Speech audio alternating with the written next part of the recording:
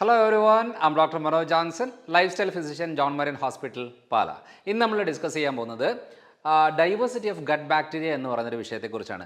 ശരിക്കും പറഞ്ഞാൽ ഈ ഒരു വിഷയം നമുക്ക് എല്ലാവർക്കും ഇത് മനസ്സിലാകണമെന്ന് നിർബന്ധമില്ല, എന്നാലും മനസ്സിലാകുന്ന രീതിയിൽ ഞാൻ പറയാം ഇതിൻ്റെ ഇമ്പോർട്ടൻസ് എന്താണെന്നുള്ളത്. ഇത് അത്രയും ഇമ്പോർട്ടൻ്റ് ആയിട്ടുള്ള ഒരു കാര്യമാണ് നമ്മുടെ ആരോഗ്യമായിട്ട് ബന്ധപ്പെട്ട്. പക്ഷേ ഭൂരിഭാഗ സാഹചര്യങ്ങളിലും ഈ ഒരു ഭാഗമല്ല കൂടുതലും ഈ ചികിത്സയുടെ ഭാഗമായിട്ട് അല്ലെങ്കിൽ നമ്മുടെ ആരോഗ്യം മെയിൻറ്റെയിൻ ചെയ്യാനായിട്ട് നോക്കുന്നത്. വേറെ വേറെ കുറേ മരുന്നുകളും ചികിത്സകളും കുറേ കാഴ്ചപ്പാടുകളും വിശ്വാസങ്ങളുമായിട്ടാണ് ഭൂരിഭാഗം പോകുന്നത്. അപ്പോൾ ഇതിൻ്റെ ഒരു റൂട്ട് കോസ് റിയാലിറ്റി എന്താണെന്നുള്ളതാണ് ഞാൻ പറയാൻ വന്നത്. എന്തിനാണ് നമുക്ക് റിപ്പീറ്റഡ് ആയിട്ടുള്ള ബുദ്ധിമുട്ടുകൾ വരുന്നത്, മരുന്നുകൾ കഴിച്ചാലും മാറാത്തത്, എപ്പോഴും ഒരു ക്ഷീണം ഉണ്ടാകുന്നത്, ഫുഡ് കഴിച്ച് കഴിഞ്ഞിട്ട് നമുക്ക് കടക്കണമെന്നൊരു തോന്നൽ വരുന്നത്, വല്ലാതെ മുടികൊഴിച്ചിലുണ്ടാകുന്നത്, ആങ്സൈറ്റി ലെവൽ കൂടുന്നത്, ഡിപ്രഷൻ ഉണ്ടാകുന്നത്, അതേപോലെ മോഷൻ ക്ലിയർ അല്ലാത്തൊരു അവസ്ഥ വരുന്നത്, സ്കിന്ന് വളരെ ഡ്രൈ ആകുന്നത്, റിങ്കിൾസ് ഉണ്ടാകുന്നത്, പെട്ടെന്ന് പ്രായമാകുന്നത്, ഇങ്ങനത്തെ പലതരം ബുദ്ധിമുട്ടുകൾ നമുക്ക് വരുന്നുണ്ട് എന്നുണ്ടെങ്കിൽ അതിന് റൂട്ട് കോസ് ആയിട്ട് പറയാനുള്ള കുറച്ച് കാര്യങ്ങളാണ്. അതിനകത്താണ്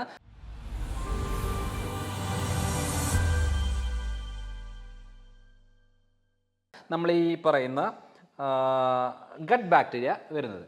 അപ്പോൾ ഈ ഗട്ട് ബാക്ടീരിയ എന്ന് പറയുന്നത് നമുക്കറിയാം ഗട്ട് മൈക്രോബയോട്ട എന്നാണ് പറയുന്നത്. പക്ഷേ അതിനകത്ത് ബാക്ടീരിയ, ഫംഗസ്, വൈറസ്, ഈസ്റ്റ് എന്ന് പറഞ്ഞ പല ടൈപ്പ് മൈക്രോബയോട്ടാസ് ഉണ്ട്. പക്ഷേ നമ്മൾ ഏറ്റവും കൂടുതൽ ഫോക്കസ് ചെയ്യുന്ന പറഞ്ഞാൽ അതിനകത്ത് ബാക്ടീരിയൽ റിലേറ്റഡ് ആയതുകൊണ്ടാണ് ഈ സ്ലൈഡിൽ ഈ വീഡിയോയിൽ നമ്മൾ ബാക്ടീരിയയുമായിട്ട് ബന്ധപ്പെട്ട കാര്യങ്ങളാണ് ചെയ്യുന്നത്. ഇതേപോലെ കുടലിൽ തന്നെ പലതരം ടൈപ്പുകളുള്ള ബാക്ടീരിയകളുണ്ട്. ഇതിപ്പോൾ ഫ്യൂസ ബാക്ടീരിയ, പ്രോട്ടിയ ബാക്ടീരിയ, ആക്ടിനോ ബാക്ടീരിയ എന്നൊക്കെ പറഞ്ഞാൽ പല ടൈപ്പ് ബാക്ടീരിയകളുടെ ഗ്രൂപ്പുകളാണ് നമ്മുടെ കുടലിൽ ഉള്ളത്. ഇതൊക്കെ നമുക്ക് എല്ലാവർക്കും അറിയണമെന്നില്ല, ഇത് റിസർച്ച് സബ്ജക്റ്റ് ആണ്. എന്നാലും ജസ്റ്റ് മനസ്സിലാകാൻ വേണ്ടി ഞാനിത് പറഞ്ഞതേ ഉള്ളൂ. ഇത്രയും വെറൈറ്റി ആയിട്ടുള്ള ബാക്ടീരിയൽ ടൈപ്പുകൾ നമ്മുടെ കുടലിലുണ്ട്. എന്താണ് ഇതിൻ്റെ ഇമ്പോർട്ടൻസ്?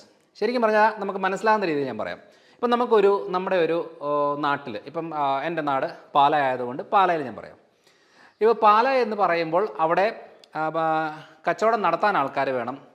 അതായത് തുണിക്കട നടത്തിയാൽ തുണി വാങ്ങിക്കാനായിട്ടുള്ള ആൾക്കാർ വേണം. അതേപോലെ തന്നെ അവിടെ അതൊരു മുനിസിപ്പാലിറ്റി ഏരിയയാണ്. അപ്പോൾ അവിടെ ഒരു ചെയർമാൻ ആവശ്യമാണ്. അതേപോലെ ഭരിക്കാനുള്ള ആൾക്കാർ ആവശ്യമാണ്. ഒരു MLA ആവശ്യമാണ്. പിന്നെ ആശുപത്രികൾ ആവശ്യമാണ്. അതായത് നമ്മുടെ നാട് ക്ലീൻ ആക്കാനായിട്ടുള്ള ക്ലീനിങ് PWD ഡിപ്പാർട്ട്മെൻറ്റ് ആവശ്യമാണ്. പോലീസ് ഡിപ്പാർട്ട്മെൻറ്റ് ആവശ്യമാണ്. ഡോക്ടർമാർ ആവശ്യമാണ്. ഒത്തിരിയേറെ, അതായത് ഒരു മെയിൻ സ്ഥലത്ത് ഇത്രയും ടൈപ്പ് ആൾക്കാർ വേണം. ഇതിനകത്ത് ഇപ്പം പോലീസ് ഡിപ്പാർട്ട്മെൻറ്റ് ഇല്ല എന്ന് വെച്ചോ, ആ നാടിൻ്റെ അവസ്ഥ എന്താവും? ഭരിക്കാനുള്ള ആൾക്കാരില്ലെന്ന് വെച്ചോ, ആ നാടിൻ്റെ അവസ്ഥ എന്താവും? തുണി മേടിക്കാനുള്ളത് പക്ഷേ വിൽക്കാനുള്ള കടകളില്ലാന്ന് വെച്ചാൽ ഒന്ന് ആലോചിച്ച് നോക്കിക്കേ. അപ്പം രോഗികൾ ആവശ്യം പോലെ ഉണ്ട്, ആശുപത്രി ഇല്ലെങ്കിൽ ഒന്ന് ആലോചിച്ച് നോക്കിക്കേ. അപ്പോൾ ഒന്നും കുറഞ്ഞും കൂടിയും ഇരിക്കാൻ പാടില്ല. എല്ലാം ഒരു പ്രൊപ്പോസൽ ഇരുന്നെങ്കിൽ മാത്രമേ ആ നാട് നല്ല രീതിയിൽ പോകത്തുള്ളൂ. ഇതേപോലെയാണ് കുടലിൻ്റെ കാര്യം. കുടലിനകത്ത് ഓരോരോ ജോലി ചെയ്യാൻ, ഓരോരോ കാര്യങ്ങൾ ചെയ്യാനായിട്ട് ഓരോ ടൈപ്പ് ബാക്ടീരിയകൾ ആവശ്യമാണ്. അപ്പോൾ ഇതെല്ലാം ഈ കൂടുതൽ ഡൈവേഴ്സിറ്റി ഉണ്ടെങ്കിൽ മാത്രമേ നമുക്ക് ആരോഗ്യം എന്ന് പറയുന്നൊരു കാര്യം നടക്കത്തുള്ളൂ. ഇല്ലെങ്കിൽ ഏതെങ്കിലും ഒരു അളവ് കുറഞ്ഞു കഴിഞ്ഞാൽ, ഏതെങ്കിലും ഒരു അളവ് കൂടിക്കഴിഞ്ഞാൽ അതായിരിക്കും ഏറ്റവും കൂടുതൽ ആരോഗ്യ പ്രശ്നം ഉണ്ടാക്കുന്നത്. അപ്പം നമ്മളിത് പറയുന്ന കാര്യം എന്ന് വെച്ചാൽ എന്തൊക്കെയാണ് ഇതിൻ്റെ ഫങ്ഷൻസ് വളരെ സിമ്പിളായിട്ടുള്ള കാര്യമാണ്. ആദ്യം എന്ന് പറയുന്നത് നമ്മളൊരു ഫുഡ് കഴിച്ചു കഴിഞ്ഞാൽ ഈ ഫുഡിനകത്തുള്ള പോഷകങ്ങളെ വലിച്ചെടുക്കാനും ഉപയോഗപ്പെടുത്താനും പല കാര്യങ്ങൾക്ക് വേണ്ടിയിട്ട് ട്രാൻസ്പോർട്ട് ചെയ്യാനൊക്കെ ഹെൽപ്പ് ചെയ്യുന്ന ഒരു ഫങ്ഷൻ നമ്മുടെ ഈ ബാക്ടീരിയ ചെയ്യുന്നതാണ്. രണ്ടാമത്തത് ഫുഡ് മെറ്റബോളിസം, അതായത് നമ്മുടെ ദഹനമെല്ലാം കഴിഞ്ഞേച്ച് ഇതൊരു മലമായിട്ട് കൺവേർട്ടായിട്ട് പുറത്തേക്ക് കളയാനായിട്ട് ഹെൽപ്പ് ചെയ്യുന്നതും ബാക്ടീരിയയാണ്. അതായത് ഒരു ഭക്ഷണം ഉപയോഗപ്പെടുത്തണമെന്നുണ്ടെങ്കിൽ, അത് പുറത്തേക്ക് കളയണമെന്നുണ്ടെങ്കിൽ ഈ ഗട്ട് ബാക്ടീരിയസ് എപ്പോഴും ആവശ്യമാണ്. അതേപോലെ തന്നെ നമ്മുടെ അതായത് നമ്മുടെ കുടലിലെ സ്ട്രക്ചറുണ്ട്. ആ സ്ട്രക്ചറിനെ അത് പ്രോപ്പറായിട്ട് മെയിൻറ്റെയിൻ ചെയ്യാനും ലീക്കി ഗട്ട് ഉണ്ടാവാതിരിക്കാനും ആ ഒരു പ്രൊട്ടക്റ്റീവ്നെസ് മെയിൻറ്റെയിൻ ചെയ്യാനായിട്ട് ബാക്ടീരിയകൾ ആവശ്യമാണ്. അതേപോലെ തന്നെ ഇമ്മ്യൂണിറ്റി വളരെ ഇമ്പോർട്ടൻ്റ് ആണ്. നമ്മുടെ ശരീരത്തിലെ ഇമ്മ്യൂണിറ്റിക്ക് ഏറ്റവും കൂടുതൽ കോൺട്രിബ്യൂഷൻ ചെയ്യുന്നത് ഗട്ട് ബാക്ടീരിയാസാണ്. അതേപോലെ തന്നെ പ്രൊട്ടക്റ്റ് അഗെയിൻസ്റ്റ് പാത്തജൻസ് എന്ന് പറയുന്നത് നമ്മളിപ്പോൾ ഒരു വൈറസ്, ബാക്ടീരിയകൾ, ഫംഗസ് എന്തും ആയിക്കോട്ടെ, നമ്മൾ പലതരം ഭക്ഷണങ്ങൾ കഴിക്കുന്നതാണ്. അപ്പോൾ ശരീരത്തിലേക്ക് വന്നു കഴിയുമ്പോഴത്തേന് അത് പല പ്രശ്നങ്ങൾ ഉണ്ടാക്കുന്നതാണ്. അപ്പോൾ അതേപോലെ തന്നെ പുറത്തുനിന്നുള്ള പല രീതിയിലുള്ള ബുദ്ധിമുട്ടുകൾ വരുന്നതാണ്. ഇതൊക്കെ ഇതിനെ പ്രൊട്ടക്റ്റ് ചെയ്യാനും ബോഡിയെ ഒന്ന് ഹെൽത്തി ആയിട്ട് മെയിൻറ്റെയിൻ ചെയ്യാനായിട്ട് ഈ പറയുന്ന ഗട്ട് ബാക്ടീരിയാസ് വളരെ ആവശ്യമാണ്. ഇപ്പം ഞാൻ മെയിനായിട്ടും അതിനൊരു സ്റ്റഡി ഞാൻ കാണിക്കാം. ജേർണൽ ഓഫ് ഇമ്മ്യൂണോളജി റിസർച്ചിൽ വന്ന 2019 the dynamic interplay between the gut microbiota and autoimmune diseases. ഞാൻ നേരത്തെ പറഞ്ഞു, ഒരു നാട്ടിൽ പോലീസുകാർ വേണം, ഭരിക്കാൻ ആൾക്കാർ വേണം, പണിയെടുക്കാൻ ആൾക്കാർ വേണം, മേടിക്കാൻ ആൾക്കാർ വേണം, അതേപോലെ തന്നെ പല പല പല ആൾക്കാർ കറക്റ്റായിട്ട് അളവിലുണ്ടെങ്കിൽ മാത്രമേ ആ ഒരു നാട്ടിൽ കറക്റ്റായിട്ട് രീതികൾ പോകത്തുള്ളൂ. പക്ഷേ ഈ പറയുന്ന ഗട്ട് മൈക്രോബിൽ ഇപ്പം ചികിത്സ ഇല്ല എന്ന് തന്നെ പറയാം. ഈ ഓട്ടോ ഇമ്മ്യൂൺ ഡിസോർഡേഴ്സ് ആവശ്യം പോലുണ്ട്. എന്ന് വെച്ചാൽ സ്വന്തം ശരീരത്തിലെ പ്രതിരോധ ശക്തി സ്വന്തം ശരീരത്തിലെ നല്ല കോശങ്ങളെ ഡാമേജ് ചെയ്ത് അതിൻ്റെ ഭാഗമായിട്ട് പല രീതിയിലുള്ള ആരോഗ്യ പ്രശ്നം ഉണ്ടാകുന്നു. ഫോർ എക്സാമ്പിൾ ഈ പറയുന്ന വിറ്റിലിഗോ, വെള്ളപ്പാണ്ട്, lichen planus, thyroiditis condition, rheumatoid arthritis, joint പെയിൻസുമായിട്ട് ബന്ധപ്പെട്ട കാര്യങ്ങൾ, ക്രോൺസ് ഡിസീസ്, അങ്ങനെ പലതരം ഓട്ടോ ഇമ്മ്യൂൺ ഡിസീസുകളുണ്ട്. ഇതിനൊക്കെ എല്ലാ ഇമ്മ്യൂണോ സപ്രസൻസോ അല്ലെങ്കിൽ സ്റ്റിറോയിഡ്സോ എടുത്തുകൊണ്ട് ഇരിക്കാം എന്നുള്ളതല്ലാതെ ഇതിനൊരു സൊല്യൂഷൻ കിട്ടുന്നില്ല. അപ്പോൾ എന്തുകൊണ്ടാണ് ഇത് ഉണ്ടാകുന്നത് എന്നുള്ള കാര്യത്തിന് ഏറ്റവും ബേസിക് ആയിട്ട് നമ്മൾ പറയുന്ന പല കാരണങ്ങളിൽ ഒരു മെയിൻ കാരണം എന്ന് പറയുന്നത് ലീക്കി ഗട്ടാണ്, കുടലിലെ പ്രശ്നമാണ്. അതിലും ഈ പറയുന്ന ഗട്ട് മൈക്രോബ്സ് ആണ്, മൈക്രോബയോട്ട ആണ് ഏറ്റവും കൂടുതൽ ഈ പറയുന്ന ഓട്ടോ ഇമ്മ്യൂണിറ്റി ഒക്കെ ഉണ്ടാക്കാനായിട്ട് ഇതിൻ്റെ അളവ് കുറയുമ്പോഴും ചിലതിൻ്റെ അളവ് കൂടുമ്പോഴും ഒക്കെ ആയിട്ടുണ്ട്. അതായത് നല്ല ബാക്ടീരിയകൾ വേണം, ചീത്ത ബാക്ടീരിയകളും വേണം. ഇതിൻ്റെ അളവ് അങ്ങോട്ടും ഇങ്ങോട്ടും വേരിയേഷൻ വന്നാൽ അത് ശരീരത്തിന് ഡാമേജ് ഉണ്ടാക്കുന്ന എന്ന് പറയുന്നൊരു സ്റ്റഡിയാണ് ഞാനിപ്പോൾ ജസ്റ്റ് ഇത് കാണിച്ചത്. അതേപോലെ തന്നെ വേറൊരെണ്ണമാണ് നമ്മുടെ പബ്മെഡിൽ വന്നതാണ്, effect of gut microbes on nutrient absorption and energy regulation. അപ്പോൾ നമ്മൾ എത്ര പേരെ പറയുന്നത് ഞാൻ നല്ല ഭക്ഷണം കഴിക്കുന്നുണ്ട്, ഞാൻ സപ്ലിമെൻ്റ് എടുക്കുന്നുണ്ട്, നല്ല ലൈഫ് സ്റ്റൈലാണ്, എല്ലാമാണ്, പക്ഷേ എനിക്ക് ക്ഷീണമാണ്, എനിക്ക് വേദനകളാണ്, എനിക്ക് ജോയിൻസിന് ബുദ്ധിമുട്ടാണ്, എനിക്ക് രാവിലെ എഴുന്നേക്കാനായിട്ട് പ്രയാസമാണ്, ഭക്ഷണം കഴിച്ചു കഴിഞ്ഞാൽ ക്ഷീണം വരുന്നുണ്ട്, പല രീതിയിലുള്ള ബുദ്ധിമുട്ടുണ്ട്, പക്ഷേ ഞാൻ എല്ലാം കറക്റ്റായിട്ട് എടുക്കുന്നുണ്ട്. അവരുടെ മെയിൻ പ്രശ്നം എന്ന് പറയുന്നത് ഈ ഗട്ട് മൈക്രോബയോട്ടയാണ്. അത് പ്രോപ്പറായിട്ട് ഫങ്ഷനിങ് ആകുന്നില്ല, അല്ലെങ്കിൽ പ്രോപ്പർ അളവിലില്ല. അതുകൊണ്ട് എന്നാന്ന് പറഞ്ഞാൽ നമ്മൾ കഴിക്കുന്ന മരുന്നുകളോ നമ്മൾ കഴിക്കുന്ന സപ്ലിമെൻറ്റോ നമ്മൾ കഴിക്കുന്ന ഹെൽത്തി ആയിട്ടുള്ള ഫുഡുകൾ അതിനകത്തുള്ള പോഷകങ്ങളെ വലിച്ചെടുക്കാൻ പോലും പറ്റാതെ വരുമ്പോഴാണ് ആ പ്രശ്നങ്ങൾ ഉണ്ടാകുന്നത്. അല്ലാതെ ഈ ഇപ്പോഴത്തെ കാലഘട്ടത്തിൽ ആരെങ്കിലും പട്ടിണി കിടക്കുന്നവരാണോ? ഇപ്പോഴത്തെ കാലഘട്ടത്തിൽ പോഷകമില്ലാത്ത ഭക്ഷണങ്ങളുണ്ടോ? എല്ലാ ഫെസിലിറ്റിയും ഉണ്ട്, എല്ലാ കാര്യങ്ങളുണ്ട്. പക്ഷേ ശരീരത്തിന് ഉപയോഗപ്പെടണം എന്നുണ്ടെങ്കിൽ ഇത് ആവശ്യമാണ് എന്നുള്ള ഒരു സ്റ്റഡിയാണ് ഇതിൽ കാണിച്ചെന്നേ ഉള്ളൂ. ജസ്റ്റ് ഒരു റെഫറൻസിന് വേണ്ടി കാണിച്ചതാണ്. ഇനി എന്താണ് ഇതിന് നമുക്കത് സൊല്യൂഷനായിട്ട് പറയുന്നത്? ഇപ്പോൾ ഈ പറയുന്ന കാര്യങ്ങൾ ഇപ്പോൾ ഒരു ലേറ്റസ്റ്റ് സ്റ്റഡിയുടെ ഭാഗമായിട്ട് വരുന്നതാണ്, അല്ലാതെ പണ്ട് ഇങ്ങനത്തെ കാര്യങ്ങളൊന്നും വലിയ രീതിയിലുള്ള ഡിസ്കഷൻ വരുന്നില്ലായിരുന്നു. പിന്നെ ഇതിനെക്കുറിച്ച് മെഡിക്കൽ കോളേജുകളിലൊന്നും അല്ല ഡീപ്പായിട്ടുള്ള സ്റ്റഡിയൊന്നുമില്ല. ഇത് റിസർച്ചുകളിൽ മാത്രമാണ് ഏറ്റവും കൂടുതലായിട്ട് വരുന്നത്. പിന്നെ ഫങ്ഷണൽ മെഡിസിനിലൊക്കെ ഇപ്പം US വളരെ കോമൺ ആയിട്ട് ഒരു എമർജിങ് മെഡിക്കൽ സിസ്റ്റമായിട്ട് വന്നുകൊണ്ടിരിക്കുന്നതാണ് ഫങ്ഷണൽ മെഡിസിൻ.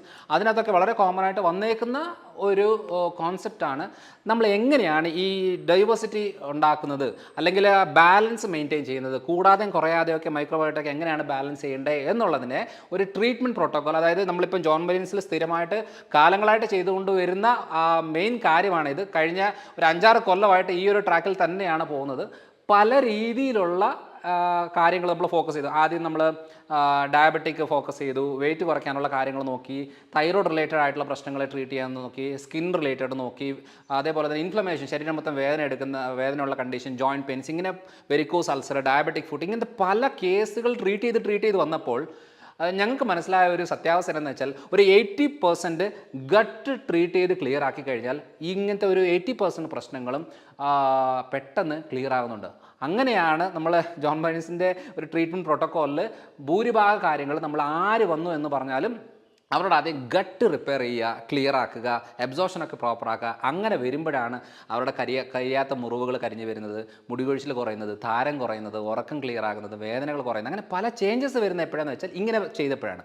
അപ്പോൾ അതിൻ്റെ ഭാഗമായിട്ട് നമ്മളൊരു പ്രോട്ടോക്കോൾ ചെയ്തു. ആ പ്രോട്ടോക്കോളാണ് ഈ പറയുന്ന പ്രോബയോട്ടിക്, പ്രീബയോട്ടിക്, പോസ്റ്റ് ബയോട്ടിക് എന്ന് പറയുന്നൊരു കോമ്പിനേഷനാണ്. ഇത് എന്താണ് പ്രോബയോട്ടിക്, എന്താണ് പ്രീബയോട്ടിക് എന്നുള്ളത് നമ്മൾ പല വീഡിയോകളിൽ പറഞ്ഞിട്ടുണ്ട്. എന്തായാലും റഫായിട്ട് ഞാൻ പറയാം. ഈ പറയുന്ന കുടലിലെ ഹെൽത്ത് മെയിൻറ്റെയിൻ ചെയ്യാനായിട്ട് നമുക്ക് പ്രോബയോട്ടിക്, പ്രീബയോട്ടിക് ആവശ്യമാണ്. അപ്പം പ്രോബയോട്ടിക് എന്ന് പറഞ്ഞാൽ ഹെൽത്തി ബാക്ടീരിയാസ് നമ്മളെ ഇപ്പം ഫോർമെൻറ്റഡ് ആയിട്ടുള്ള ഫുഡുകളിലും ഇതിലെല്ലാം ഉണ്ട്. അപ്പോൾ ഏതൊക്കെയാണെന്നുള്ളത് ഞാൻ പറയാം. ഇത് പ്രീബയോട്ടിക് ആണ്. അപ്പോൾ പ്രീബയോട്ടിക് എന്ന് പറഞ്ഞാൽ പ്രോബയോട്ടിക് ഞാൻ നെക്സ്റ്റ് പറയാം. പ്രീബയോട്ടിക്കിൻ്റെ പ്രത്യേകത എന്ന് വെച്ചാൽ ഇപ്പോൾ ശ്രദ്ധിച്ചിട്ടുണ്ടോ, നമ്മളിപ്പോൾ ഒരു അമ്മ, അതായത് ഒരു പ്രഗ്നൻ്റ് ലേഡി ഡെലിവറിക്ക് ശേഷം ഒരു അമ്മയാകുന്നു, ബ്രസ്റ്റ് മിൽക്ക് ഉണ്ടാകുന്നു. ആ ബ്രസ്റ്റ് മിൽക്ക് കുഞ്ഞിന് ഭക്ഷണമായിട്ട് കൊടുക്കുന്നു. അപ്പോൾ അറിയേണ്ട കാര്യം, ഒരു നോർമൽ ഡെലിവറി രീതിയിൽ ബർത്ത് കനാൽ വഴി വെജനൽ കനാൽ വഴി വരുമ്പോൾ ഈ ബാക്ടീരിയകൾ ഉള്ളിലേക്ക് കയറും. ഇത് കുടലിൽ ഉണ്ട്. അതിന് വേണ്ടുന്ന ഫുഡും ആ കുടലിന് ആവശ്യമുള്ള മെയിനായിട്ട് ഫുഡായാണ് പ്രീബയോട്ടിക് എന്ന് പറഞ്ഞത്. അത് പ്രകൃതി നൽകുന്നത് എങ്ങനെയാണെന്ന് വെച്ചാൽ പാലിലൂടെ, അമ്മയുടെ മുലപ്പാലിലൂടെയാണ്. അതിനകത്ത് ആകെയുള്ള 2-3 കോമ്പിനേഷനാണ്. അതിനകത്ത് മെയിനായിട്ട് വരുന്നത് പ്രീബയോട്ടിക് ആണ്. പിന്നെ വരുന്നത് ഫാറ്റാണ്. അതായത് ഒരെണ്ണം കുടലിലേക്കുള്ള ഫുഡും ഒരെണ്ണം ബ്രെയിനിലേക്കുള്ള ഫുഡുമാണ്. കൊളസ്ട്രോൾ എപ്പോഴും, ഫാറ്റ് എപ്പോഴും ബ്രെയിനിലേക്കുള്ളൊരു ഫുഡാണ്. അപ്പോൾ ഈ 2 കാര്യങ്ങളാണ് പ്രൊട്ടക്റ്റ് ചെയ്യാനായിട്ടാണ് ബോഡി നേച്ചർ ഓൾറെഡി ഇങ്ങനൊരു രീതിയിലേക്ക് ആക്കി വെച്ചേക്കുന്നത്. അത് ആ സമയത്ത് പിന്നെ ഒരു 2-2.5 വയസ്സൊക്കെ കഴിയുമ്പോഴത്തേനും പിന്നെ ആ ഒരു ബ്രസ്റ്റ് മിൽക്ക് കാര്യങ്ങളൊക്കെ മാറി നോർമൽ ഡയറ്റിലേക്ക് വന്ന് പിന്നെ വരുമ്പോൾ പിന്നെ നമുക്ക് എവിടെയാണ് പ്രീബയോട്ടിക് ഉള്ളത്? അത് നമ്മൾ അറിയേണ്ട കാര്യം, ഏറ്റവും കൂടുതൽ ഈ വഴുവഴുപ്പുള്ള ഭക്ഷണ സാധനങ്ങളിലൊക്കെ പ്രീബയോട്ടിക് ഉണ്ട്. നിങ്ങൾ ശ്രദ്ധിച്ചില്ലേ? വെണ്ടയ്ക്കൊക്കെ ഇത് വഴുവഴുപ്പുണ്ട്. അതേപോലെ തന്നെ ഈ കസ്കസ് എന്ന് പറയുന്ന ഇതില്ല, നമ്മൾ ജ്യൂസിലൊക്കെ ഇട്ട് കുടിക്കുന്നത്, അതിന് വഴുവഴുപ്പുണ്ട്. അതേപോലെ തന്നെ നമ്മുടെ ഈ മുരിങ്ങക്കോലിൻ്റെ ഉള്ളിലുള്ള പൾപ്പില്ലേ, അതെല്ലാം നല്ല പ്രീബയോട്ടിക് ആണ്. പിന്നെ നമ്മുടെ ചെറിയ ഉള്ളി എന്ന് പറയുന്നത് അതും പ്രീബയോട്ടിക് ആണ്. പിന്നെ നമ്മുടെ വാഴക്കൂമ്പ് എന്നൊക്കെ പറയില്ലേ, അതും പ്രീബയോട്ടിക് ആണ്. പല ടൈപ്പ് പ്രീബയോട്ടിക്സ് നമ്മുടെ ചുറ്റിനും തന്നെ ഉണ്ട്. അപ്പോൾ ഈ പറയുന്ന പ്രീബയോട്ടിക്കുകളൊക്കെ ഉൾപ്പെടുത്തി കഴിക്കുകയാണെന്നുണ്ടെങ്കിൽ നമ്മുടെ ഗട്ട് ബാക്ടീരിയകൾക്കുള്ള മെയിൻ ഫുഡാണ്. ഗട്ട് ഹെൽത്ത് ഇമ്പ്രൂവ് ചെയ്യാനായിട്ട് ഏറ്റവും കൂടുതൽ ഹെൽപ്പ് ചെയ്യുന്നത്. ഇങ്ങനത്തെ കാര്യങ്ങൾ ഉൾപ്പെടുത്തിക്കൊണ്ട് വേണം നമ്മുടെ ഡയറ്റിൽ നമ്മൾ ഓരോ ദിവസവും എടുക്കാനായിട്ട്. ഇനിയുള്ള കാര്യം എന്ന് പറയുന്നത് പ്രോബയോട്ടിക് നമുക്ക് എല്ലാവർക്കും അറിയാം. ഫെർമെൻറ്റ് ചെയ്തത്, പുളിപ്പിച്ചെടുക്കുന്ന എല്ലാ ഇതിലും പ്രോബയോട്ടിക് ഉണ്ട്. പക്ഷേ അച്ചാർ എന്ന് പറയുന്നത് ഒരു ഫെർമെൻറ്റ് ചെയ്യുന്നതാണ്. എന്നാലും അതൊരു ഹെൽത്തി ആയിട്ട് നമുക്ക് പറയാൻ പറ്റത്തില്ല. കാരണം അതിനകത്ത് ഹൈ സോൾട്ടും കൂടെ അടങ്ങിയത് കൊണ്ട് അതത്ര ഹെൽത്തി അല്ല. എന്നാലും കുറച്ച് കഴിക്കുന്നതുകൊണ്ട് വലിയ കുഴപ്പമില്ല. പിന്നെ കിംചി എന്നൊക്കെ പറയും. അതേപോലെ തന്നെ നമ്മുടെ ഏതെങ്കിലും, ഇപ്പം ഫോർ എക്സാമ്പിൾ നമ്മളിപ്പോൾ ഒരു എന്താ പറയുക, വിനാഗിരിയിൽ ഇട്ട് വെക്കുന്ന സംഭവങ്ങളാണെങ്കിലും ഓക്കെയാണ്. ഈ ക്യാരറ്റും കാര്യങ്ങളെല്ലാം വെച്ചിട്ട് ഫെർമെൻറ്റ് ചെയ്തെടുക്കുന്നത് നല്ലൊരു ഓപ്ഷനാണ്. പിന്നെ ഞാനൊരു വീഡിയോയിൽ പറഞ്ഞിട്ടുണ്ട്, ഈ ശർക്കരയും അലോവേറയും കോമ്പിനേഷനായിട്ട് 7 ദിവസത്തിൽ വെക്കുന്ന ആ ഒരു മെത്തേഡ് ഞാൻ രണ്ടാമത് റിപ്പീറ്റ് ചെയ്യുന്നില്ല. അത് ഓൾറെഡി വീഡിയോ ആയിട്ട് ഉള്ളത് കൊണ്ട് റിപ്പീറ്റ് ചെയ്യുന്നില്ല. ഇങ്ങനത്തെ പല കാര്യം, അതായത് ദോശ, ഇഡ്ഡലി എല്ലാം ഫെർമെൻറ്റഡ് ആണ്. അപ്പോൾ ഈ ഫെർമെൻറ്റഡ് ആയിട്ടുള്ള ഭക്ഷണങ്ങളിലെല്ലാം പ്രോബയോട്ടിക് ഉണ്ട്. അത് നമ്മുടെ പിന്നെ ഈ പഴങ്കഞ്ഞി വളരെ നല്ലൊരു ഓപ്ഷനാണ്. അപ്പം ഞാനിപ്പം നമ്മുടെ ജോൺ മറീൻസിൽ വരുന്ന ആൾക്കാരിൽ സിവിയർ ആയിട്ടുള്ള ബ്ലോട്ടിങ്, വയറിന് പ്രശ്നമുള്ളവർക്ക് നമ്മൾ പറയുന്നത് ഇത് പ്രോബയോട്ടിക് ക്യാപ്സ്യൂളാണ്. ഇത് നിങ്ങൾ രാത്രി കഞ്ഞി നമ്മൾ തിളപ്പിച്ച് കഴിഞ്ഞേച്ച് നമ്മൾ ഫ്രിഡ്ജിൽ വെക്കുന്നതിന് മുമ്പ് ഒരു തവിയെടുത്ത് ഒരു പാത്രത്തിൽ ഇട്ട് ജസ്റ്റ് ഒന്ന് തിളപ്പിക്കുക. എന്നിട്ട് അത് മാറ്റി വെക്കുക. അപ്പോൾ ഒരു അരമണിക്കൂർ കൊണ്ട് ഇത് തണുത്ത് വരും. അതിനകത്തേക്ക് നമ്മൾ ഈ തരുന്ന പ്രോബയോട്ടിക്കിൻ്റെ ക്യാപ്സ്യൂളുണ്ട്, അതിന് ഗാസ്ട്രോബയോ എന്ന് പറയുന്നത്, അത് ഇട്ട് വെക്കുക.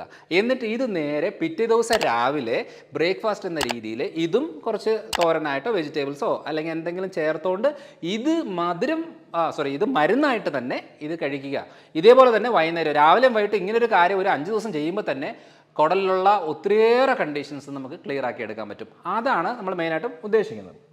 അപ്പം ഇത്രയും കാര്യങ്ങളാണ് നമ്മൾ എന്താ പറയുക, ഈ കുടലിലെ ബാക്ടീരിയകളുടെ എണ്ണം കുറയാതെയും ചിലത് കൂടുന്നുള്ളത് കൺട്രോൾ നിർത്താനും കുറയുന്നുള്ളതിനെ ബാലൻസ് ചെയ്യാനൊക്കെ ആയിട്ട് നമുക്ക് പ്രോബയോട്ടിക് ആവശ്യമാണ്, പ്രീബയോട്ടിക് ആവശ്യമാണ്. ഹെൽത്തി ഡയറ്റിനകത്ത് മെയിനായിട്ട് നമ്മൾ കുടലിലെ ഡാമേജ് ചെയ്യുന്ന ഫുഡിനകത്ത് പാല് വളരെ ഡാമേജ് ചെയ്യുന്ന ഒരു ഫുഡാണ്. അതേപോലെ തന്നെ ഗ്ലൂട്ടൻ റിലേറ്റഡ് ആയിട്ടുള്ള, അതായത് ഗോതമ്പ്, മൈദ, നോർമൽ ഇൻസ്റ്റൻറ്റ് ഓട്സുകളൊക്കെ റിച്ച് ഗ്ലൂട്ടനാണ്. ആ ഗ്ലൂട്ടൻ നമുക്ക് കുടലിൽ നല്ല ഡാമേജ് ഉണ്ടാക്കും. അപ്പം അങ്ങനത്തെ ചില കാര്യങ്ങളൊക്കെ മാറ്റി വെച്ചുകൊണ്ട് വേണം നമുക്ക് ഈ ഒരു കാര്യം എടുത്ത് ക്ലിയർ ആക്കി പിന്നെ നമുക്ക് നോർമൽ ഡയറ്റിലേക്ക് വരുവാണെങ്കിൽ വലിയ കുഴപ്പങ്ങൾ ഉണ്ടാവത്തില്ല. അപ്പം പലതരം പ്രശ്നങ്ങൾക്ക് നമുക്ക് വീട്ടിലിരുന്ന് തന്നെ സൊല്യൂഷൻ കണ്ടെത്താൻ സാധിക്കും. അപ്പോൾ അടുത്ത തവണ അടുത്തൊരു വീഡിയോ ആയിട്ട് വരാം. ബൈ.